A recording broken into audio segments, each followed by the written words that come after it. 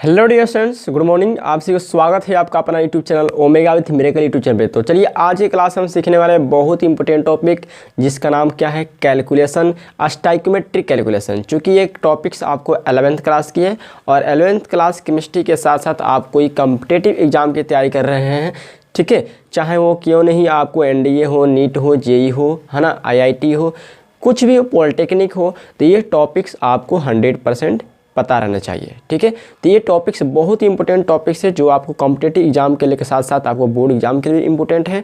तो आज का टॉपिक्स क्या है, स्टाइकोमेट्रिक कैलकुलेशन, यानी कि आपको स्टाइकोमेट्री का कैलकुलेशन कैसे किया जाता है। सबसे पहले तो आपको जानना पड़ेगा कि स्टाइकोमेट्री होता क्या है ना।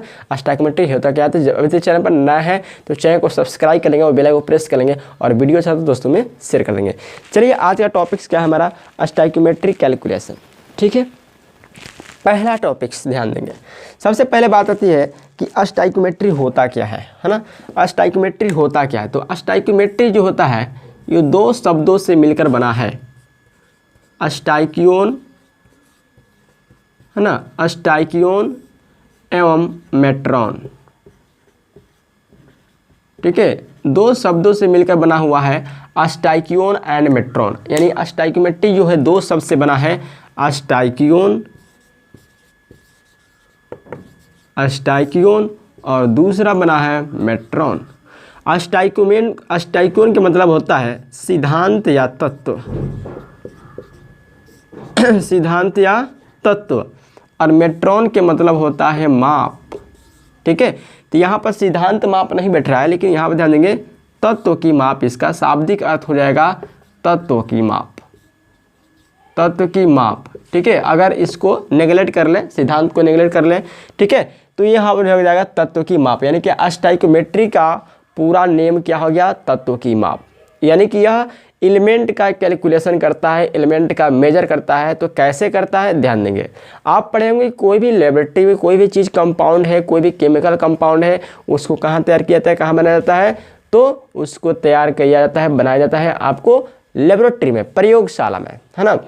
तो स्टाइकोमेट्री क्या है कि स्टाइकोमेट्री किसी भी प्रयोगशाला में या आपको कैलकुलेशन किया जाता है कि कितना अमाउंट में हम क्या यूज करेंगे, कितना अमाउंट में हम अभिकारक यूज करेंगे, तो कितना अमाउंट में प्रोडक्ट यूज करेगा। क्योंकि आप जानते हैं कि रासायनिक अभिक्रिया में जो भाग लेता है, यानी कि केमिकल रिएक्शन में जो पार्टिसिपेट होता है उसको क्या बोलते हैं, उसको हम बोलते हैं रिएक्टेंट। और जो प्रोडक्ट के रूप में प्राप्त होता है, यानी कि जो नया सब्सटेंस बनता है रिएक्शन के बाद, उसको हम क्या बोलते हैं, प्रोडक्ट।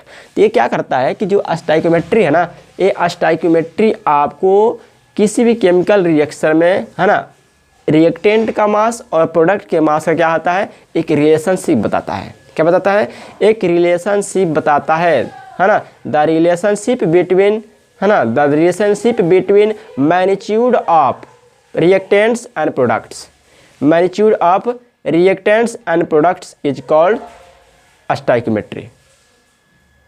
ठीक है, स्टाइकोमेट्री इन केमिकल रिएक्शन, है ना, इन केमिकल रिएक्शन, ऐसे कर सकते हैं, इन केमिकल रिएक्शन मैग्नीट्यूड ऑफ, है ना, मैग्नीट्यूड ऑफ रिएक्टेंट्स एंड क्या प्रोडक्ट्स इज कॉल्ड, यानी कि स्टाइकोमेट्री। यानी कि स्टाइकोमेट्री कह सकते हैं कि किसी रासायनिक अभिक्रिया में अभिकारकों और प्रतिफलों की मात्राओं का जो संबंध होता है, जो रिलेशन स्थापित करता है, उसको हम क्या बोलते हैं, स्टाइकोमेट्री। तो चलिए इसका हम डिफिनेशन भी लिख देते हैं, आप लिखना चाहें तो लिख सकते हैं कि किसी रासायनिक अभिक्रिया में, किसी रासायनिक अभिक्रिया में, किसी रासायनिक अभिक्रिया में, है ना, अभिकारकों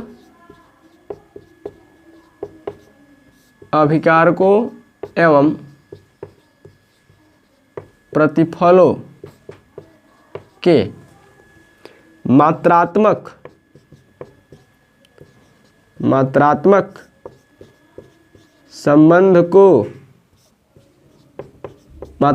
संबंध को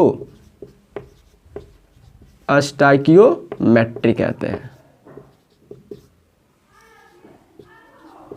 स्टाइकियोमेट्री कहते हैं। क्लियर ना। यानी किसी भी केमिकल रिएक्शन में अभिकारकों प्रतिफलों के बीच द रिलेशनशिप बिटवीन, लिख सकते हैं the relationship between magnitude of reactants and product is called stoichiometry. यानी कि स्टोइकियोमेट्री जो है आपको प्रयोगशाला में यूज होने वाला चीज़ है, लेकिन उसको आप भी कैलकुलेशन कर सकते हैं किसने क्यों से, क्योंकि अगर आपको क्वेश्चन कोई दिया जाए तो उसमें आप बता सकते हैं कि इतना अमाउंट में हम रिएक्टेंट यूज करेंगे तो इतना अमाउंट में प्रोडक्ट आपको बनेगा, इतना अमाउंट में प्रोडक्ट आपको प्राप्त होगा। ठीक है, तो चलिए हम देखते हैं कि स्टोइकियोमेट्री में किस तरह से क्वेश्चन को सोल्यूशन किया जाता है, किस तरह के क्वेश्चन को सोल्यूशन किया जाता है। तो ध्यान देंगे, इसको लिख ले सकते हैं, है ना। चलिए देखते हैं क्या कैलकुलेशन होता है, किस तरह के क्वेश्चन आपसे बनता है स्टोइकियोमेट्री पर। क्वेश्चन है कि 30 ग्राम कार्बन को, क्वेश्चन है 30 ग्राम कार्बन को, 30 ग्राम कार्बन को हवा में जलाने पर, हवा में जलाने पर कितना CO2 प्राप्त होगा। ठीक है, क्वेश्चन को ध्यान से पढ़िए। क्या बोला है, क्वेश्चन बोला है कि अगर आप 30 ग्राम कार्बन को क्या करते हैं, जलाते हैं एयर के प्रेजेंस में, है ना, तो आपको कितना CO2 प्राप्त होगा। ठीक है, ध्यान देंगे। तो सबसे पहले इसमें एक टॉपिक्स है कि अगर आपको कभी भी कह सकता है कि कोई भी चीज़ अगर आपको जलाया जाता है तो आपको पता है कि वो ऑक्सीजन के साथ रिएक्ट करता है ना, ऑक्सीजन के साथ क्या करता है, रिएक्ट करता है। तो कार्बन को जब आप जलाते हैं तो कार्बन डाइऑक्साइड बनता है। यानी कि जो क्वेश्चन दिया रहेगा उसका केमिकल रिएक्शन लिखने को आपको ढंगाना चाहिए। ठीक है, कोई भी क्वेश्चन आपको दिया रहेगा तो उसका केमिकल रिएक्शन लिखने को आना चाहिए। तो यहाँ पर केमिकल रिएक्शन का क्या आ जाएगा, C+O2 एरो CO2।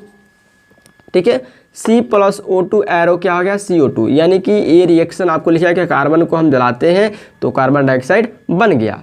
अब यहाँ पर एक चीज़ ध्यान देंगे, कार्बन डाइऑक्साइड को जलाते हैं तो कार्बन डाइऑक्साइड बन गया। तो इसमें लिखने के बाद देखना कि ये रिएक्शन आपको बैलेंस है कि नहीं है, रिएक्शन बैलेंस है कि नहीं है। बैलेंस तो है, अगर रिएक्शन बैलेंस नहीं रहेगा तो बैलेंस कर लेना है। ठीक है, कैलकुलेशन करने से पहले रिएक्शन को बैलेंस कर लेना है। ठीक है, ये चूंकि बैलेंस है। अब हमारा क्वेश्चन क्या है, कार्बन से है और क्या है CO2 से है। क्वेश्चन में रिलेशन देखिए,